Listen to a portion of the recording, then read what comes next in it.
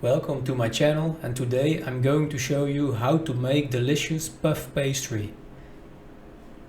I will show you how to make puff pastry yourself. You can follow these same steps with a smaller dough in your own kitchen.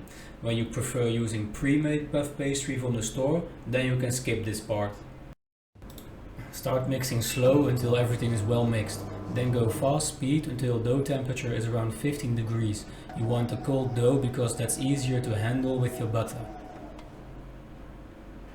And then flatten your dough a little and let it rest in the refrigerator for 30 minutes. Now it's time to fold in your butter. Flatten your dough again and fold it in like this. Let's flatten it again, around 7 mm thick, and fold it in 3.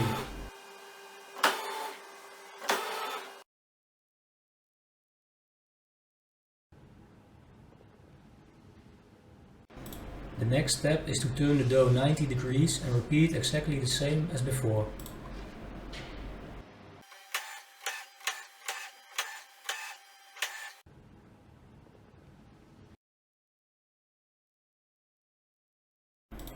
Let the dough rest for another 30 minutes.